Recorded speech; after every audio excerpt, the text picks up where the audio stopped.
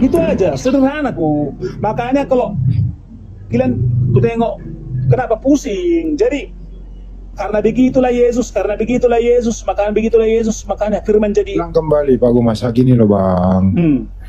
Tadi kan Anda mengatakan Yesus itu pada mulanya dia Tuhan.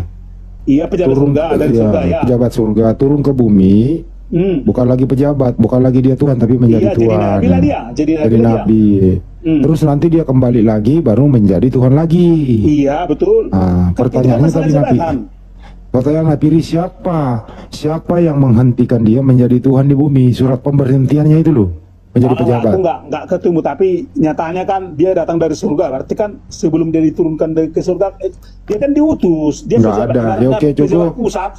Nabi nggak ada SK pemberhentian Tuhan, nggak ada SK. Nabi nggak ada. Nggak terbukti. Oke, masa kok jadi kena anak sih lo Nabi ini? Jadi pertanyaan kedua nih Pak Gumasak, apakah Tuhan bisa memberhentikan Tuhan? Sama kayak gini, polisi tertinggi bisa memberhentikan polisi bawahannya. Makanya gini, dulu Lucifer termasuk Tuhan, dipecahlah dia, jadilah dia jadi hantu.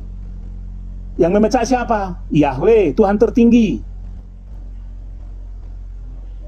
Makanya gara-gara dipecahlah Lucifer dari surga, ya kan? Dipecah oleh Yahweh karena dia Tuhan tertinggi yang membawahi para Tuhan, sehingga si Lucifer menjadi hantu. Itu. Jadi kesimpulannya Tuhan bisa memberhentikan Tuhan. Tuhan tertinggi bisa memecat Tuhan, ya gitu. Sama polisi tertinggi bisa memecat Tuhan tertinggi memecat Tuhan. Gimana sih? Itu faktanya. Makanya kalau yang pasti gini, yang bisa nggak dipecat itu kan cuma Tuhan tertinggi, karena dialah pencipta, karena dia kan dialah penguasa tertinggi. Siapa bisa memecat Tuhan tertinggi? Nama dia tertinggi. Kan sangat jelas di Ulangan 10 ayat 17. Yahweh lah Tuhan segala Tuhan, Allah segala Allah. Dialah ya yang mampu memecat dan mengangkat Tuhan. Sama kayak gini, Prabowo. Paham nggak sih Luna Piri, Tuhan tertinggi memecat Tuhan? Sama kayak gini, polisi tertinggi. Polisi tertinggi siapa? Kapolri kan? Kan dia yang nanti memecat atau mengangkat polisi. Sangat sederhana. Ya jenderal bisa pecat prajurit gitu ya. Iya. Nah, gitu Napiri. Jadi ada Tuhan jenderal, ada lu kawan, nggak bisa asumsi fakta. Ya, ada Tuhan kayak jenderal, ada Tuhan kayak prajurit gitu Napiri. Jadi Yahweh lah Tuhan tertinggi. Ya. Ibarat kata Yahweh ini bintang 4, kalau Yesus bintang berapa kira-kira? Di bawah tertinggi lah dia. Yesus tertinggi. Di bawah tertinggi. Oh, bintang 3 lah ya. Ya kan tak apa pun asumsi penting. Ya. Paham gak sih Nabi ini maksudnya? Paham.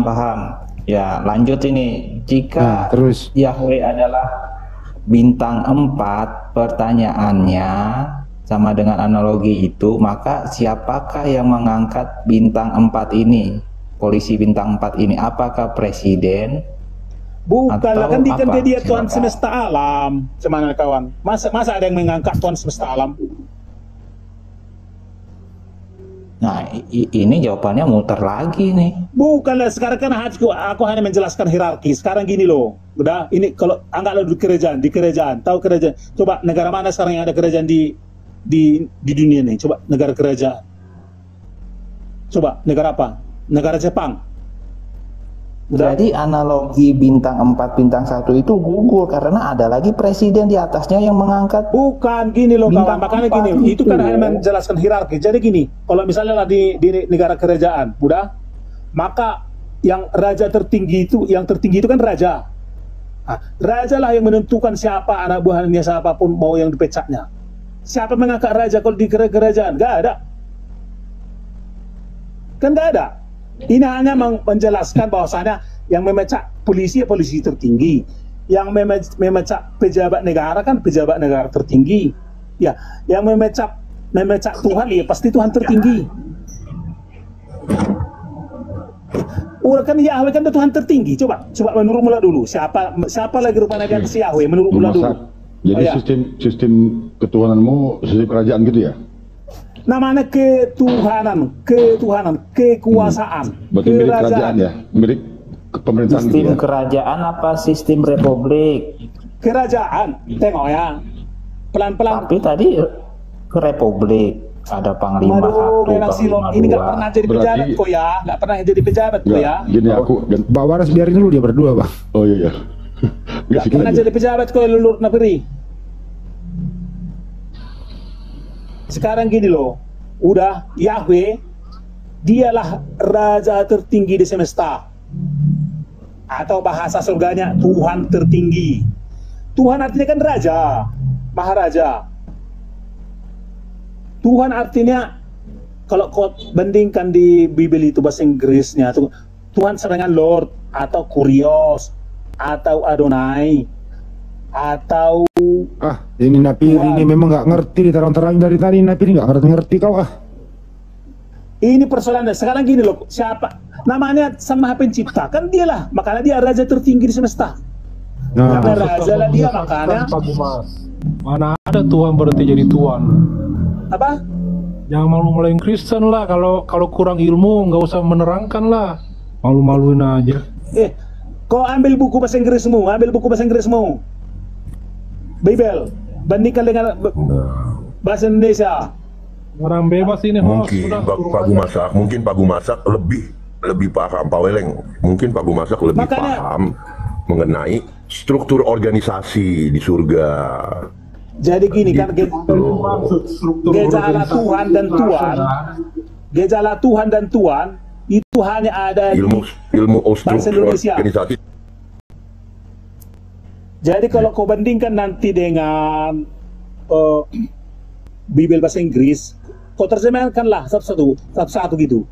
Maka Tuhan diterjemahkan dengan Lord, Allah diterjemahkan dengan God. Itu jangan bacalah. Aku masih ini nggak ada ilmunya, naikin aja yang oteng yang ada ilmu. Bukan lo buktinya kalian, karena kalau aku masuk otak kalian jadi jong, itu aja. Oke, Ran, itu aja. Sekarang gini loh, nggak usah pun pakai Tuhan. Udah, saya pakai Tuhan ya, pakai Tuhan atau Raja. Udah. Jadi dalam logika Bible, Sang Maha Pencipta itu adalah Raja tertinggi bagi kami. Sang Maha Pencipta itu majikan tertinggi bagi kami. Jarang sih kamu. Nggak ada yang begitu statement Kristen, nggak ada ngomong gitu. Makanya kau sesat kawan kak. Jadi kenapa? Jadi Sang Maha Pencipta atau Yahweh, dialah Raja tertinggi bagi Kristen. Raja tertinggi ya, atau majikan tertinggi, atau bos tertinggi. Ya, yang paling nggak enak tadi didengar itu ada Tuhan memecat Tuhan, itu yang nggak enak didengar gitu loh. Iya, makanya gini kan sama gini, pejabat negara tertinggi memecat pejabat negara. Misalnya gini, sering kita tengok kalau misalnya di kabinet pemerintahan dulu ya, kan misalnya presiden atau waktu Jokowi kan jadi presiden kan, dia kan pejabat negara tertinggi. Pejabat negara tertinggi namanya tuan ya, 4 huruf ya, tuan tertinggi atau penguasa tertinggi di Indonesia. Makanya dia yang berhak memecat bawahannya, menteri-menterinya. Iya, paham. Artinya ini Yahweh ini Tuhan tertinggi memecat dulu Yesus berhenti menjadi Tuhan karena dia mau ke bumi kan gitu. Bukan ya. dipecat, dia ditugaskan. Oh, ditugaskan. Ditugaskan menjadi apa? Nabi di bumi. Di bumi menjadi nabi. Menjadi nabi. Yang menugaskan siapa? Yahweh Bapa. Yahweh Bapa. Nah, setelah selesai tugasnya kembali menjadi apa? Dia sekarang menjadi hakim akhirat. Menjadi Yahweh apa wakil Yahweh? Wakil Yahweh. Oh, Yesus ini tetap wakil. Iya. Oh, tetap wakil. Nabi Rika gak pernah dia menjadi bos. Salah pengertian kita. Gitu Pak Artinya Weleng. dia bos dalam bidang kehakiman, dalam penghakiman. Dia bos dalam penghakiman. Pak Gumasa, kamu nggak baca komen itu? Apa? Banyak yang ngomong kamu habis minum tuak katanya. Itu betul kan? Gini loh kawan, kalau itu sekarang gini, kalau kau pakai kurasanmu, maka di surga semua pejabat surga itu pasti maha suci, bertahta maha tinggi, mereka semua maha ajaib. Gak mungkin pejabat surga gak maha suci. Mereka harus maha tinggi jabatannya. Karena kalau sudah bertahta di surga, pasti tahtanya maha tinggi. Maka mereka semua disebut Tuhan. Mereka semua disebut Tuhan, pejabat surga. Karena maha suci mereka semua. Maha tinggi mereka semua. Maha mereka semua. Iya, sama seperti Pak Tapi Gumasa. ada satu yang paling tertinggi, itulah Yahweh. Iya, sama seperti Pak Gumasa pernah mengatakan ya teman-teman. Nah ini kita harus pahami juga artinya apa ya kan. Bahwa Pak Gumasa pernah mengatakan Lucifer itu tadinya baik, tapi kena OTT, operasi tangkap tangan karena zina ya Pak ya. Ya. Nah, sehingga dia dipecat. Gitu loh teman-teman. Itu harus dipahami ya. Artinya dulu. Yang beli bodrek ke warungnya si Edi beli bodrek 4 lagi. Saya lagi nyuruh hobi saya lanjut. Jangankan malaikat, yang dulunya Tuhan, yang dulunya pejabat surga, kalau melawan sama Yahweh dipecat. Ya Pak Gumasa, itu Lucifer berzina dengan siapa Pak Gumasa? Dengan anak-anak manusia. Hah? Berarti belum semua kau baca Bible ya. Aku ayatnya gue, tapi kali ini Napiri lawan berat ini. Napiri lawan berat, apa lawan berat? Ada Lucifer berzina. Yang berzina itu malaikat jatuh. Yang berzina sama manusia. Ikan Napiri kalah. Yang jelas Napiri kalah hari ini nih. Kalah lu Napiri, nggak bener lu. Lucifer itu kan malaikat. Iya, Lucifer itu nggak berzina. Enggak. Jadi gini loh kawan. Di saat kau tidak taat lagi sama Yesus, maka kau sudah berzina sama Yesus. Sama juga, saat Lucifer tidak taat sama Yahweh, maka dia sudah berzina. Artinya dia apa? Sudah nggak taat. Itu pun bukan artinya harus berhubungan seks. Itu. Jadi di situ dia perzinahan itu bagian daripada pengkhianatan. Yang penting lu kalah ilmu Napiri, nggak bisa lu apa-apa lu kan? Enggak, dia cuma sepongol dipahami. Dengerin tuh Napiri itu. Konsepnya Pak Gumasak ini ibarat kaki ke kepala, kepala ke kaki, amburadul. Bukan, makanya kau terbukti nggak pernah kau jadi pejabat.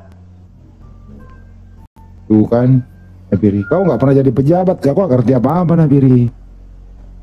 Ya, saya tukang parkir. Kan mobil saya banyak juga, lebih banyak daripada pejabat. Saya tukang parkir. Naik ke pas, waduh, ke pas cuma di bawah ini. Rantainya mana ke pas? Ini Napiri kalah ini. Pejabat mobilnya berapa? Saya diangkat menjadi Tuhan. Bisa ya, Pak Gumasak diangkat menjadi Tuhan, bisa? Itu kan wewenang Yahweh. Oh, Yahweh bisa mengangkat orang menjadi Tuhan ya?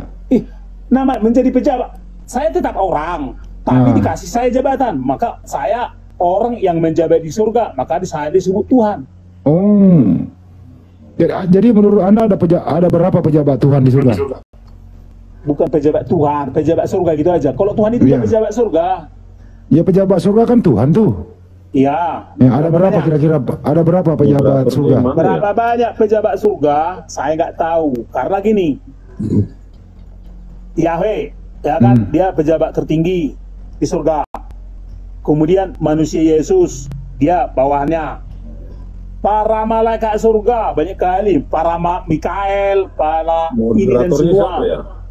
Iya Bang. Gini Pak Gumasak, jika Yahweh itu adalah pejabat, maka siapa yang mengangkat pejabat ini? Dia pejabat dialah pejabat tertinggi yang nggak pernah diangkat oleh siapapun. Dialah yang mengangkat dirinya menjadi. Karena dia Tuhan tertinggi. Siapa lah menurutmu? Dia yang pencipta. Coba menurut saya pejabat itu konteksnya ada yang ngangkat Pak Gumasak. dalam kerajaan tidak ada Jangan-jangan Pak Guru Masak ini yang tidak pernah jadi pejabat, tidak tahu pejabat. Paham kau, bedakah kau, paham kau enggak kerajaan dengan republik? Bisa enggak kau bedakan republik dengan kerajaan? Betul dia Napiri, bedakan antara pejabat bumi dengan pejabat surga Napiri. Ya Pak Guru Masak ya? Iya betul. Nah, Napiri nggak paham lu ah. Pak Guru Masak, Mana sampai pencipta, coba. Kau tanya sama kau. Pakai data, jangan ngaram bebas ya. Malu-maluin Kristen aja kamu. Bukan, biar begini. Udah. Saya bilang ya, lebih dari 90% Kristen sesat. Oke, kalau ada pejabat di sorga, terus gajinya berapa? Berapa persen? Guru Masak, berapa persen? 90%. Kenapa dia dikatakan sesat? Atau gimana tuh? Lalu Bang, kenapa dikatakan sesat? Pak Guru Masak, kalau ada pejabat di sorga itu gajinya berapa pejabat, masing-masing pejabat itu? Di surga kan bukan lagi persoalan gaji tidak gaji kawan. Artinya pejabat artinya ikut berkuasa, ikut berperan. Makanya aku bilang gak pernah kau jadi pejabat, sehingga kau jadi hanya pejabat lah yang berkuasa. Hanya para pejabat surga lah yang berkuasa di surga. Lu lagian lu pikir di sana itu ada gaji bergaji, tapi lu pertanyaan lu nggak benar juga lu. Hanya para pejabat Indonesia lah yang berkuasa di Indonesia. Coba ini jadi, Pak Bucok ini, Pak Bucok menanggapi nggak Pak? Silakan Pak. Ini informasinya simpang siur ya, cuman kalau bagus ada moderator ya. Iya, supaya apa maksudnya kita dengar dari opini yang berbeda. Iya, ya. Bapak Muslim apa Kristen Pak? Kristen saya. Iya, silakan Pak, silakan. Menurut saya sih sudah anggapan masalah siapa yang menjabat ini sudah salah ya. Sudah salah kaprah maksudnya. Ini manusia yang menerka-nerka, kecuali manusianya ini atau makhluk ini datang dari surga dan bisa menjelaskan. Tapi kalau misalnya kita kapasitas kita sebagai orang yang diciptakan, penelitian tentang ketuhanan itu sebenarnya hal yang sia-sia dan itu nggak sopan sekali lah, kayak gitu ya. Karena tugas pertama manusia setelah diciptakan setelah hari ke-6, di hari ke-7 menyembah. Jadi kalau misalnya sebagai manusia menerka-nerka, maksudnya mengadakan penelitian, itu ujung-ujungnya ada dua sih, ada banyak sih, cuman yang saya highlight sih dua. Pertama, dia bakalan jadi kayak Lucifer, ingin menyamai yang maha tinggi. Yang kedua, yaitu jadi orang gila, kan gitu ya. Kecuali nanti kalau kita memang sudah datang Yesus, kita bisa kenal lebih dekat. Mungkin informasi atau kemampuan otak kita akan ditambah untuk bisa menerima, karena kita memang cuman ciptaan dan cuman literasi dari buku-buku yang lama. Jadi jangan juga kita ngeklaim gitu ya, apalagi sampai ke 90% orang Kristen itu sesat. Nah, kalau misalnya kurang bijak ya Pak ya. Menurut saya sih seperti itu ya. Cuma ya jadi begini, kalau misalnya mau lihat nanti, ini kan masih penalti ya, Bapak belum hasil akhir ya, masih proses, kita belum tahu, menerka-nerka pun sebenarnya salah kan, belum ya, belum ya. Cuman kalau misalnya mau lihat, kalau misalnya pertanyaan orang Kristen banyak umat manusia lah, termasuk juga orang Kristen bertanya-tanya, akhirnya mereka memilih mana yang benar menurut mereka, dan akhirnya klaim saya sebagai pengikut Kristus atau ada. Jadi menurut Bapak nggak boleh asumsi liar gitu ya Bang ya? Ya menurut saya sih gitu. Kadang-kadang gini, kita baca satu ayat dengan orang lain baca satu ayat, itu bisa muncul interpretasi yang berbeda. Yang bisa bikin sama itu dengan bantuan Roh Suci. Jadi tapi kenapa Bang, izin Bang, kenapa di kekristenan itu, mohon maaf ya Bang ya, silakan, bermacam-macam denom, karena data yang sama, penafsiran berbeda, akhirnya denom berbeda. Itulah yang terjadi itulah yang realita terjadi sama bangsa Israel. Paham nggak kenapa pas Yesus datang, cuman orang Majus yang lihat, memantau begitu lama, sedangkan umatnya sendiri tidak memantau. Yang menyambut orang Majus dengan setelah dikasih tahu malaikat, para gembala. Bisa nggak ditarik ke kehidupan kenyataan saja Pak, kan gini loh ya. Pertama itu kan Katolik. Oh no, jangan diklaim itu ya, jangan diklaim, soalnya jangan diklaim agama gitu, jangan diklaim agama. Kita base-nya balik ke literasi. Jadi Kristen pertama itu apa Pak? Kristen pertama apa namanya? Kekristenan hanya mengikuti apa yang Yesus ajarkan dan percaya sebagai Yesus Tuhan. Sebelum ada kekristenan, ada hubungan langsung dengan Tuhan. Makanya yang saya literasi, yang menurut saya ya, mungkin saya salah, cuman ini agak berat sih ya, agak berat. Cuman aku nggak bisa ngelompokkan nih, ini yang benar ini enggak. Yang hakim di sini hanya Yesus sendiri, Tuhan sendiri.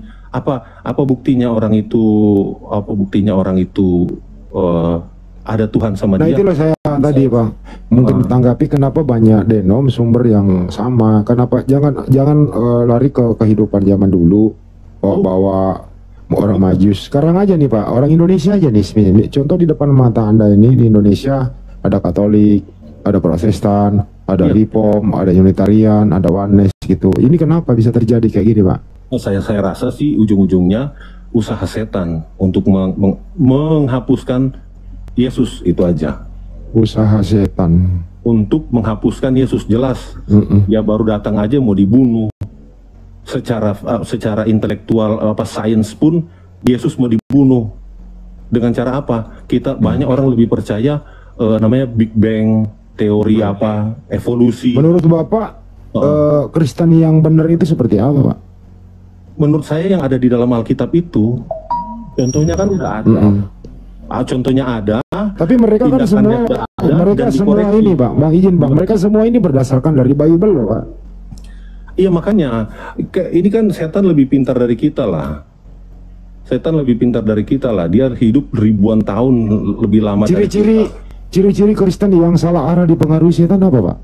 Kalau aku nggak bisa bilang, kalau yang pokoknya yang tidak kelihatan buahnya, apalagi pas kelihatan buah, cuman kelihatan bagus, pas dirasain asem gitu kan. Contoh-contoh. Anda sendiri condong kemana Pak? Katolik apa Protestan Pak? Saya sih bukan nanti akhirnya jadi menyalah-nyalakan.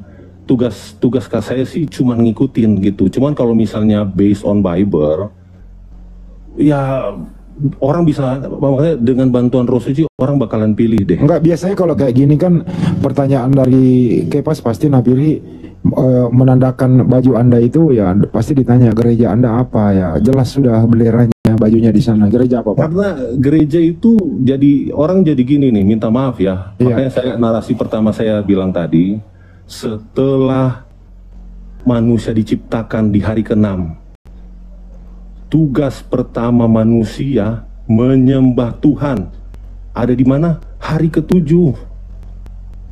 Hari ke-7 itu hari apa Pak? Kalau dalam hari ke-7, kalau di Alkitab bilang hari ke-7. Iya, hari apa jatuhnya di Indonesia? Kalau misalnya dari dulu, ini terpelihara ya, ini terpelihara. Jatuhnya secara omongan dalam tulisan Alkitab Sabat. Berarti minggu sekarang, berarti minggu keliru ya? Kalau saya nggak bisa bilang begitu, manusia nggak bisa bilang begitu. Makanya kalau orang punya roh, dia akan kan secara ini loh Pak, secara hukum itu kan nggak, apalagi hukum Tuhan kan, Anda nggak boleh merubahnya. 10 perintah Tuhan kan itu, kuduskanlah hari Sabat. Sabat itu kan Sabtu. Betul. Apapun yang terjadi nggak boleh dirubah. Perintah Tuhan. Tapi kalau ada yang merubah menjadi hari Minggu, artinya ingkar terhadap perintah Tuhan. Ini yang Anda maksud tadi, sesat? Bukan, saya nggak bilang sesat ya. Maksudnya kalau orang Kristen ada yang berpandang berbeda, biar Alkitab lah yang nentukan lah. Gitu. Saya kalau misalnya kita bilang sesat, nggak boleh ini dong. Gitu kan, siapa Anda menjadi hakim, gitu kan? Abang kok netral banget gitu loh, nggak berpendapat gitu. Itu pendapat saya, gitu. Pendapat Anda tidak berpendapat loh Bang. Itulah pendapatnya. Oke, tapi nggak apa-apa. Saya hormati pendapat Anda. Saya hormati pendapat Anda yang tidak berpendapat karena mungkin takut menyakiti saudara-saudara juga kan gitu ya. Iya, karena saya di sini bukan hakim. Tugas saya bukan tugas manusia menjadi hakim. Tapi Anda tetap konsisten ke sahabat kan? Kalau saya ngeliat begitu. Berarti Anda kalau bisa cenderung ke Tentara Advent. literasi gini. Berarti Anda cenderung ke Advent. Izin dulu Bang, Anda cenderung ke Advent gitu. Advent tidak menyelamatkan, ya, minta maaf. Banyak juga gereja yang berbakti hari Sabtu itu.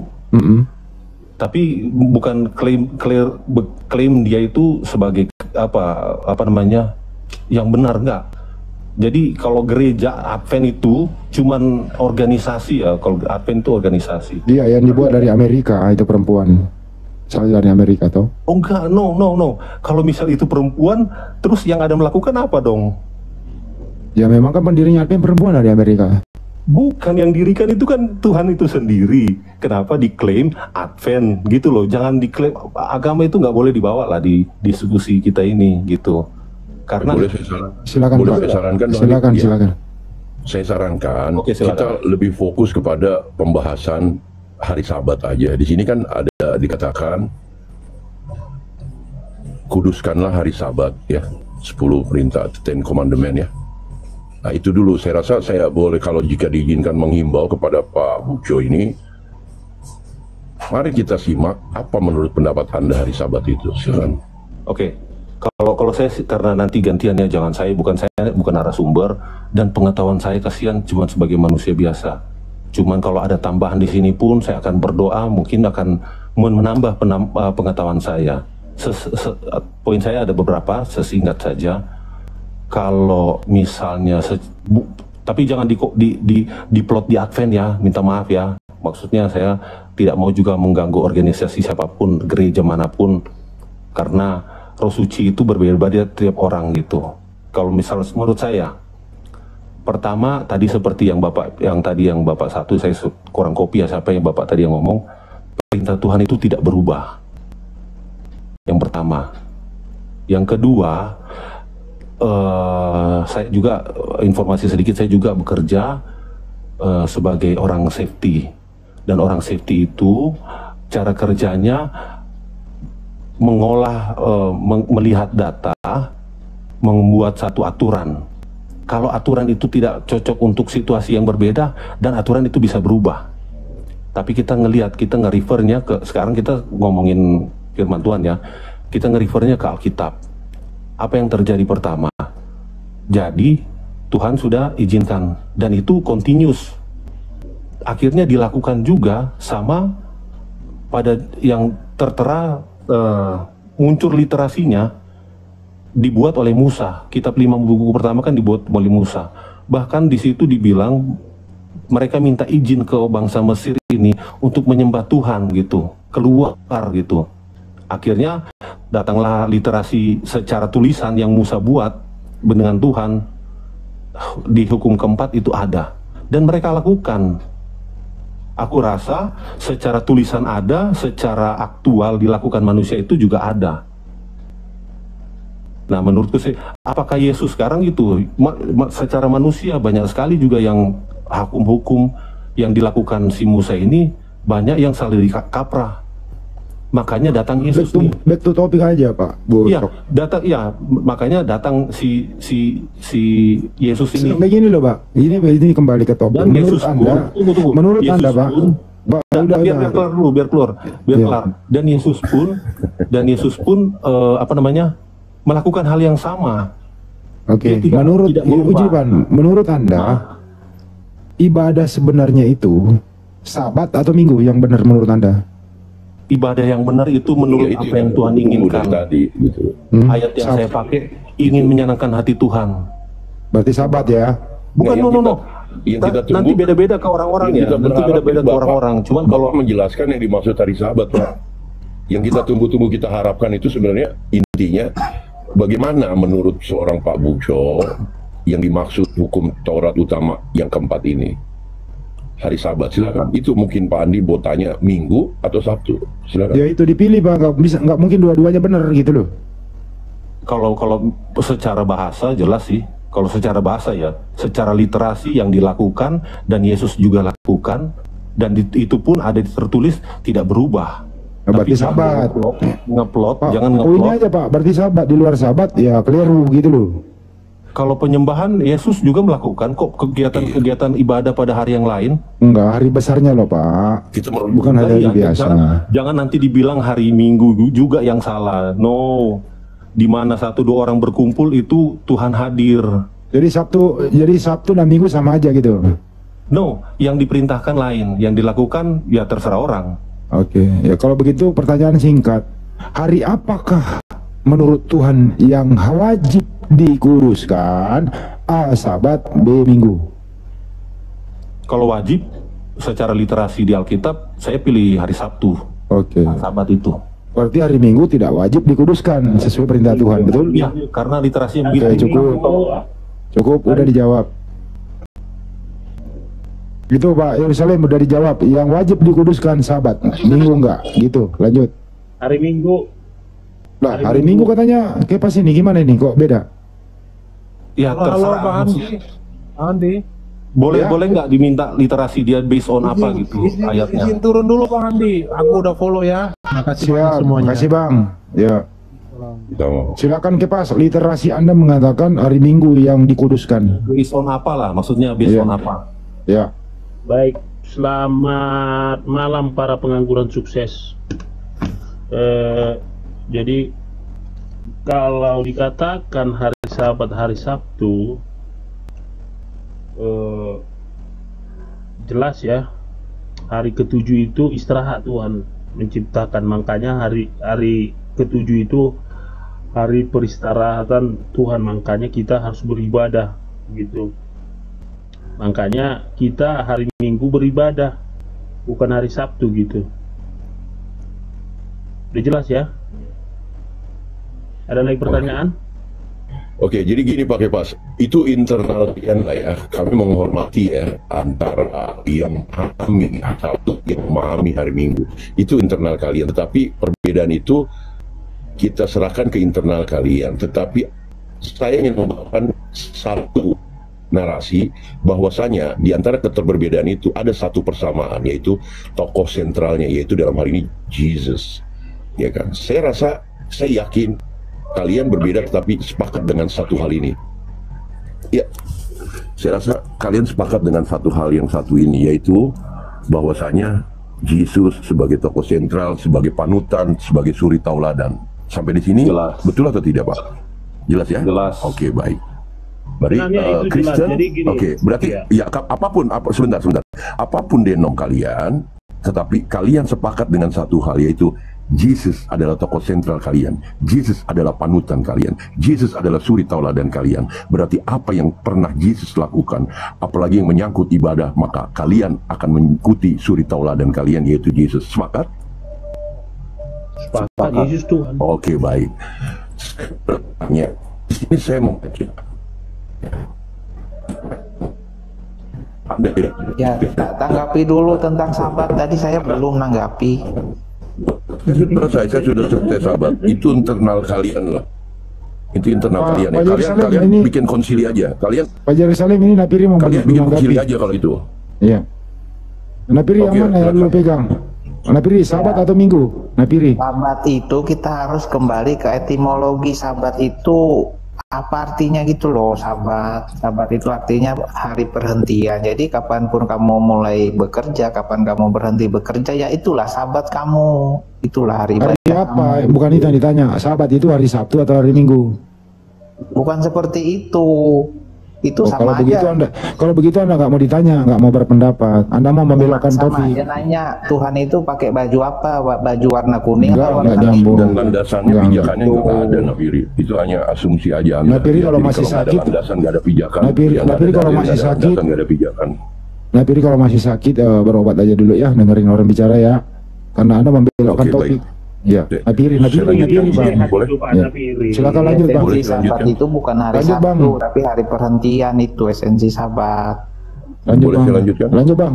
Ini sangat esensial. Kalau soal Pak Lord ya, Not Nafiri. Kalau Anda ingin membahas sahabat ya kan terhadap Muslim, udah itu internal kalian buat konsili aja, yang benar yang mana Sabtu atau Minggu ya. Boleh saya lanjutkan Bang Andi? Lanjut Bang. Oke, baik. Tadi saya katakan terpotong oleh Nafiri bahwa dalam beberapa hal kalian itu dalam keterberbedaan, apalagi yang tadi Sabat dan lain-lainnya. Tetapi saya yakin, dan tadi sudah disepakati dari berbagai denom atau keterberbedaan, bahwa Yesus adalah tokoh sentral kalian, Yesus adalah suri tauladan kalian, Yesus adalah panutan kalian. Jadi apa yang disetarkan, apa yang pernah dilakukan oleh Yesus, maka kalian sebagai namanya followers, ya kan, Kristen itu kan followers, mengikut Yesus, berarti sudah lumrah, sudah satu hal yang logis, berarti si panutan, si suri tauladan itu diikuti. Nah, ini menyangkut ibadah, ya, ini krusial soalnya. Saya membaca di 2639 Matius. Bisa izin dibesarkan mungkin kalau diizinkan oleh host? Nggak bisa saya besarkan loh, nggak mau ya, dari hostnya dong. Host besarin host. Ini dia berdoa lagi di Gunung Getsemani ya? Iya, sabar. Host besarin. Aku nggak bisa ngebesarin loh. Oke, baik. Di sini dikatakan Matius 2639, maka ia sujud melangkah gitu ya? Iya. Oke. Ya Bapakku, dan seterusnya dan seterusnya. Artinya di sini Yesus melakukan suatu ritual, satu ibadah dalam menyangkut doa. Nah, sebagai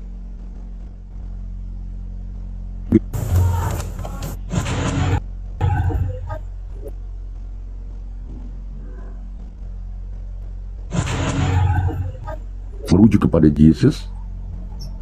Sedangkan di Matius 2639 adalah tertera seperti ini, ya kan? Begini Pak.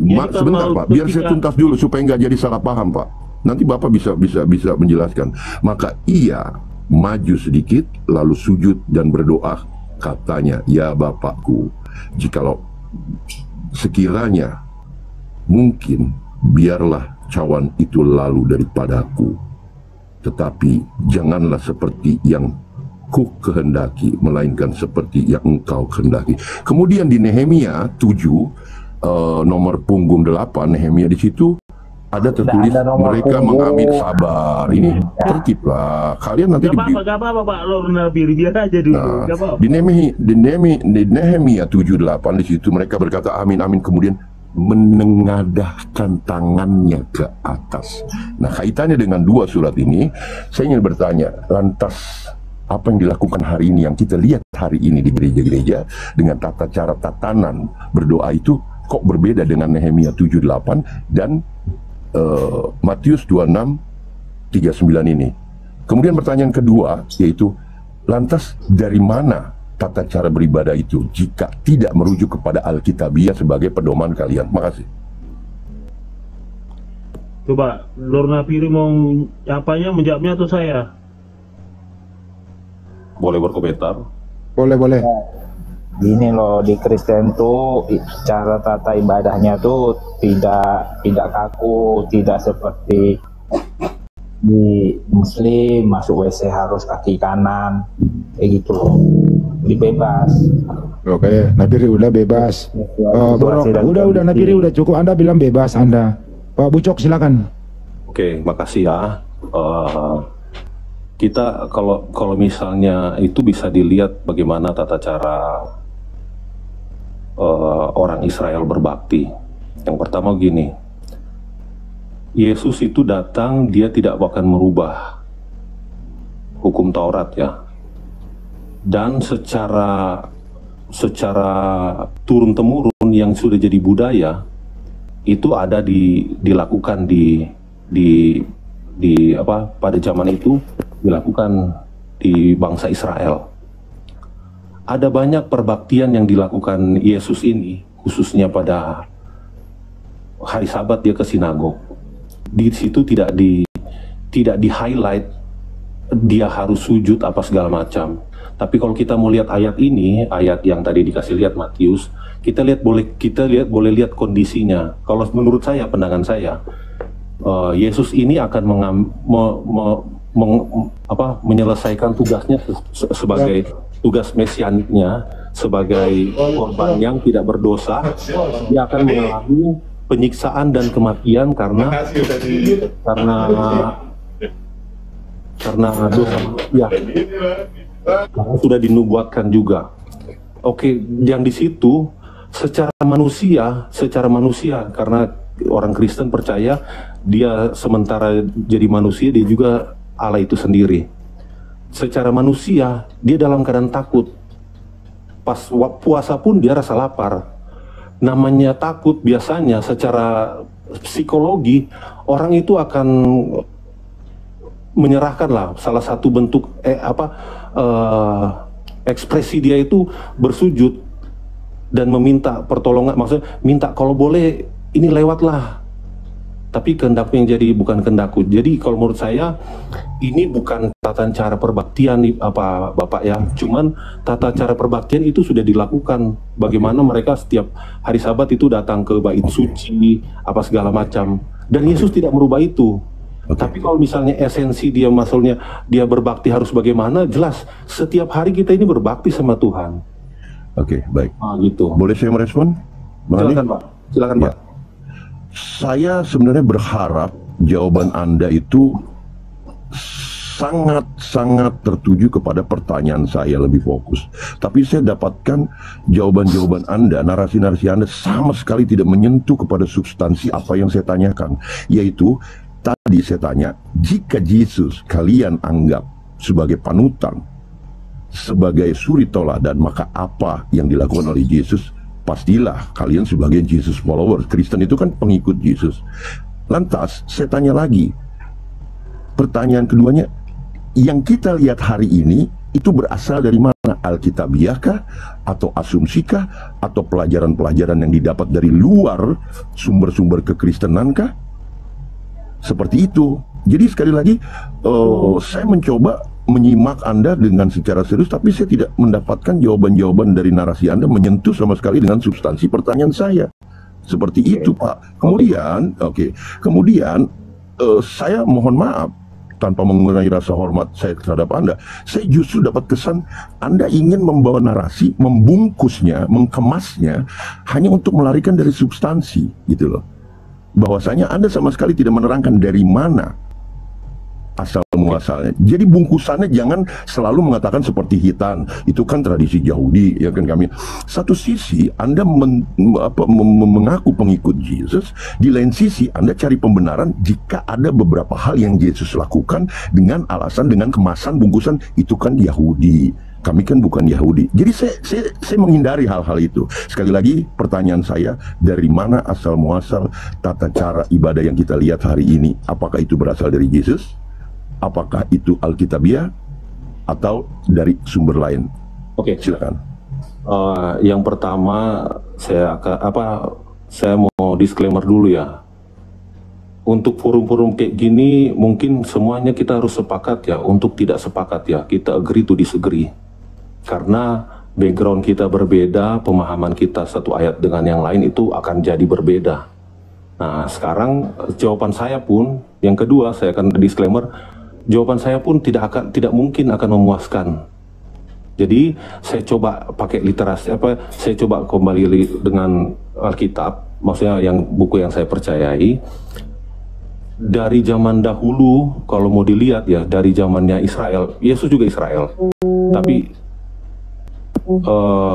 kalau mau dilihat, begitu bangsa Israel ini sudah dijajah karena Tuhan sudah membiarkan mereka karena perbuatan mereka, banyak di situ ibadah-ibadah mereka pakai kain seperti karung itu mengelap debu dan bersujud juga di situ. Pak izin Pak, interupsi Pak, 5 detik aja. Saya berharap simak pertanyaan saya Pak, dari mana yang kita lihat hari ini tata cara teman-teman Kristen itu sumbernya dari mana? Pak, akan ke situ. Gitu loh Pak. Akan ke situ. Jadi makanya kalau misalnya kenapa sih nggak dilihat dari buku-buku yang lain, Yesus itu tidak tersungkur. Kalau menurut saya yang masalah tersungkur dia sujud itu semua orang bisa lakukan. Maksudnya bukan jadi satu patokan. Yang Alkitab sendiri narasikan, sebenarnya kita ibadah itu bukan cuma di tempat ibadah, setiap hari kita ibadah. Oh jadi kita tektokan aja Pak ya, kita tektokan. Oh jadi Anda mengatakan bukan jadi patokan, artinya setiap usaha, setiap aktivitas yang pernah dilakukan oleh Yesus dan itu tertera diceritakan di dalam Alkitab, itu bukan menjadi patokan. Iya. Apakah sekarang ada yang bisa tidak makan dalam 40 hari puasa? Oke.